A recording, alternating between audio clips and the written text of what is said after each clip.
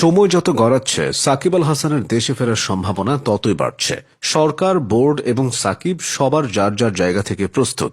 সাকিবের নামে 5 আগস্টের পর হওয়া মামলাগুলোর ব্যাপারে সরকারের পক্ষ থেকে সবুজ সংকেত এসেছে। আসিফ আকবর থেকে আমিনুল হক সবাই সাকিবের ব্যাপারে ইতিবাচক। ক্রীড়া প্রতিমন্ত্রী আমিনুল হক বলেছেন, সাকিব আল হাসান বা মাশরাফি বিন মুর্তজা জাতীয় দলের জন্য দেশে ফিরলে সরকার সর্বোচ্চ সহায়তা দেবে।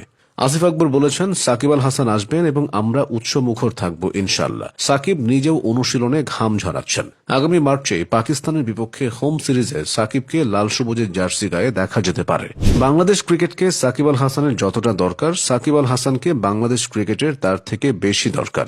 বর্তমানের অস্থিতিশীল পরিস্থিতিতে সাকিবের উপস্থিতি ড্রেসিং রুমে যে মানসিক স্বস্তি এবং আত্মবিশ্বাস ফিরিয়ে আনবে, তা এই মুহূর্তে ভেঙে পড়া একটি দলের জন্য অত্যন্ত জরুরি। সাকিবকে ফিরিয়ে আনার মাধ্যমে তার জনসমর্থনও দেশের ক্রিকেটের কাজে লাগতে পারে। কারণ হাজারটা সমালোচনা থাকলেও সাকিব আল হাসানের জনসমর্থনের কমতি নেই। সাকিব দেশে না থাকলেও গ্যালারিতে তার নামের স্লোগান হয়, তার নামের ব্যানার আসে।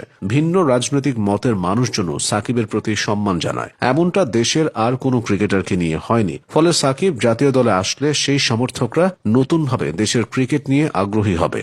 সাকিবকে ফেরানোর ফলে বিসিবি ও দেশের ক্রিকেটের লাভ যে বহুমাত্রিক, তাও অস্বীকার করার উপায় নেই। জাতীয় দলে সাকিবের কোনো বিকল্প কেউ আজও তৈরি হয়নি। ক্রিকেট ইতিহাসে টেস্ট, ওয়ানডে ও টি-20 তিন ধরনের ক্রিকেটে একই সময়ে 1 নম্বরে থাকা একমাত্র অলরাউন্ডার সাকিব। 2015 সালে তিনি এই বিরল কীর্তি অর্জন করেন। তার অর্জনের ঝুলিটা আরও চওড়া। আন্তর্জাতিক ক্রিকেটে তিনি ছাড়া 14,000 রান ও 700 উইকেট নেই অন্য কোনো ক্রিকেটারের।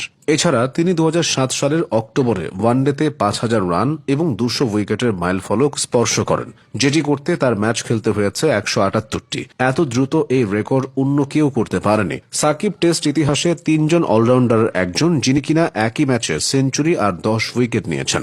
বিশ্বকাপের মঞ্চে 600-র বেশি রান আর 10 উইকেটের বিরল রেকর্ড তো আছেই। জাতীয় দলের পাশাপাশি ফ্র্যাঞ্চাইজি ক্রিকেট খেলতে বিশ্বের প্রায় সব প্রান্তেই সাকিবের পা পড়েছে।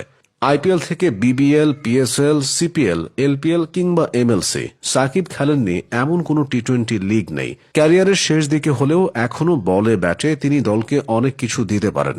জাতীয় দলে তিনি আসলে একটা বাড়তি ক্রিকেটারের সুবিধা নিয়ে খেলতে পারবে বাংলাদেশ।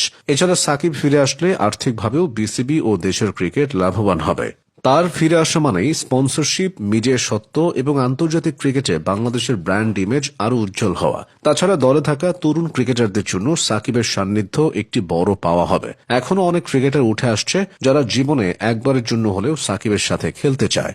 তারা সেই সুযোগ পাবে। 2024 সালের 5 আগস্ট আওয়ামী লীগ সরকারের পতনের পর ওই সরকারের সংসদ সদস্য সাকিব আর দেশে ফিরতে পারেননি।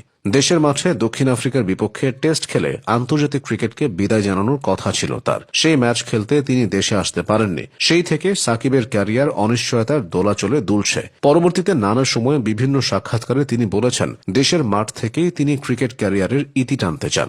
নতুন সরকার আসায় সাকিবের সেই স্বপ্ন পূরণ হতে যাচ্ছে। বাংলাদেশের পঞ্চপাণ্ডবের কেউই মাঠ থেকে রাজকীয়ভাবে বিদায় নিতে পারেননি। সাকিব সেই সুযোগ পেতে পারেন।